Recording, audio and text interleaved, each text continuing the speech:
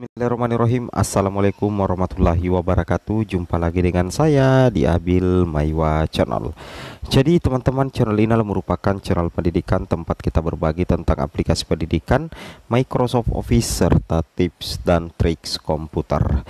Jadi pada video kali ini teman-teman ya, kembali lagi admin akan mencoba mengupdate ya informasi terbaru seputar perkembangan P3K Guru formasi tahun 2023. Yang mana yang akan kami bahas di sini adalah final 100% teman-teman ya. Syarat utama P2 P3, nilai rendah tes CAT BKN, tetap lulus menjadi ASN P3K Guru 2023. Menurut admin pribadi, ini adalah merupakan salah satu informasi yang penting sekali untuk disimak, terutama bagi pelamar kebutuhan khusus ya P2 P3 yang merasa bersedih karena mendapatkan nilai rendah. Jangan khawatir, meskipun pelamar kebutuhan khusus banyak yang bernilai rendah, itu bukan akhir segalanya teman-teman ya. Bahkan di sini ada persyaratan ya, ada posisi tertentu sehingga P2 P3 meskipun teman-teman bernilai rendah di tes CAT BKN,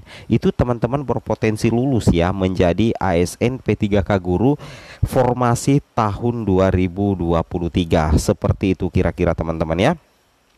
Baik, di sini kami buatkan 3 persyaratan utama ya yang berpotensi ya nilai rendah tes CAT BKN, tetap lulus ya menjadi ASN P3K.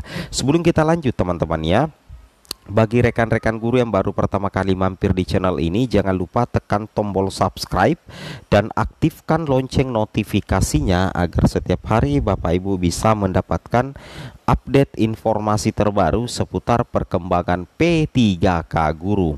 Baik, di sini syarat yang pertama adalah teman-teman, yang pertama di sini adalah masuk kategori pelamar kebutuhan khusus. Kenapa bernilai rendah itu wajib masuk di kategori pelamar kebutuhan khusus? Dalam artian masuk dalam kategori P2 dan P3, karena ketika misalkan teman-teman guru honorer mendapatkan nilai rendah di tes CAT BKN dan teman-teman berada di jalur P4 atau pelamar umum, dipastikan Bapak Ibu tidak akan lulus. Kenapa? Karena teman-teman tidak masuk NAB atau nilai ambang batas. Karena persyaratan P4 untuk bersaing dalam peringkingan P3K Guru tahun 2023, setiap pelamar P4 itu, baik guru, teknis ataupun nakes, itu wajib menembus nilai ambang batas. Oleh karena itu, pelamar guru honorer yang bernilai rendah itu diharapkan masuk dalam kategori pelamar kebutuhan khusus, yaitu P2 dan P3. Alasannya apa? Karena pelamar P2 dan P3 ada keistimewaannya teman-teman, tidak dibebankan NAB atau tidak dibebankan nilai ambang batas atau passing grade. Ini salah satu syarat teman-teman ya. Guru honorer bernilai rendah itu potensi lulus ASN itu apabila masuk dalam kategori pelamar kebutuhan khusus. Yang mana itu pelamar kebutuhan khusus? Yang pertama itu adalah P2 dan yang kedua itu adalah P3. Seperti itu kira-kira teman-teman ya, itu yang harus teman-teman ketahui.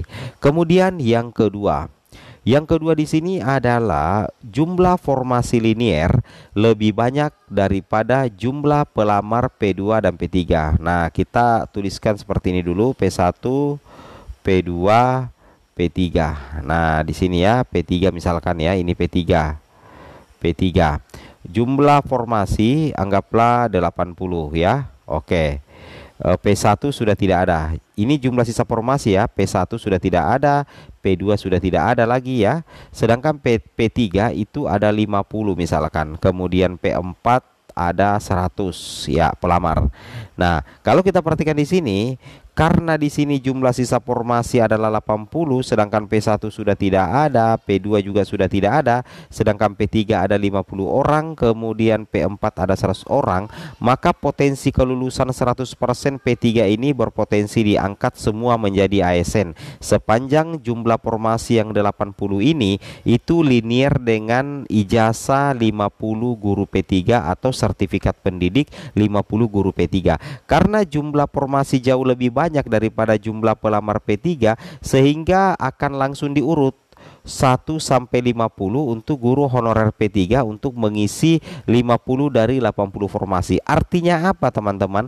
Artinya seluruh pelamar prioritas 3 ini diangkat menjadi ASN P3K karena jumlah sisa formasi yang tersedia setelah P1 P2 ditempatkan itu masih ada 80, sedangkan pelamar prioritas 3 itu cuma 50. Jadi tersisa lagi 30 formasi. Nah, 30 formasi inilah yang akan diperebutkan oleh pelamar prioritas 4. Seperti itu kira-kira teman-teman ya. Jadi ini syarat yang kedua ya.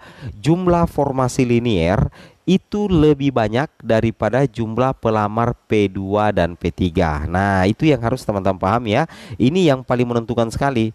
Ini sangat berperan sekali. Jumlah formasi linier berimbang minimal ya sama dengan atau lebih banyak daripada jumlah pelamar P2 dan P3. Nah, pertanyaannya sekarang, apa yang menjadi latar belakang sehingga apabila jumlah formasi linier lebih banyak daripada jumlah pelamar P2 dan P3, maka pelamar P2 dan P3 bisa diangkat semuanya menjadi ASN? Apa yang melatar belakangi? Karena P2 dan P3 itu tidak dibebankan passing rate. Jadi istilahnya ikut tes CAT BKN, berapapun nilai yang ada, berapapun nilai yang didapatkan itu akan diperhitungkan. Nah, kebetulan di sini jumlah formasi linier itu lebih banyak daripada jumlah P3 atau jumlah P2, maka otomatis tinggal diurutkan 1 sampai sekian dan seluruhnya diangkat menjadi ASN dan tidak terjadi perangkingan. Nanti terjadi perangkingan, sebenarnya perangkingan dalam hal pengurutan. Nanti terjadi perangkingan teman-teman ya, apabila jumlah pelamar lebih banyak daripada jumlah formasi, maka akan dilihat nilai tertinggi atau nilai terbaik atau urutan kategori. Seperti itu teman-teman ya, itu yang wajib teman-teman pahami. Kemudian yang ketiga teman-teman adalah formasi jabatan pelamar kebutuhan khusus jarang atau sepi pelamar. Nah, ini juga menjadi salah satu penentu kelulusan teman-teman ya. Contoh misalkan ada pelamar prioritas 3 melamar formasi jurusan misalkan sosiologi teman-teman ya, pendidikan sosiologi.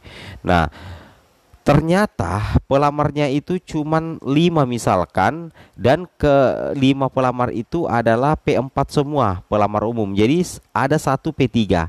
Nah, otomatis teman-teman ya, meskipun nilai P3 ini lebih rendah, dia akan tetap diprioritaskan mengisi formasi untuk diangkat menjadi ASN.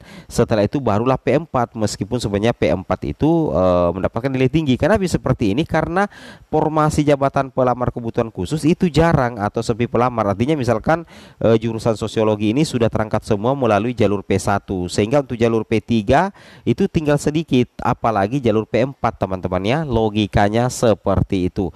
Itu yang harus teman-teman pahami. Jadi kalau kita perhatikan teman-teman ya, di sini teman-teman bisa melihat ya, syarat utama P2 P3 nilai rendah tes CAT BKN tetap lulus menjadi ASN P3K Guru 2003. Yang pertama itu adalah masuk kategori pelamar kebutuhan khusus. Kemudian yang kedua, jumlah formasi linier lebih banyak daripada jumlah pelamar P2 dan P3. Kemudian yang tiga, formasi jabatan pelamar kebutuhan khusus jarang atau sepi pelamar. Oke teman-teman ya, semoga bermanfaat. Wabillahi taufik wal hidayah. Wassalamualaikum warahmatullahi wabarakatuh.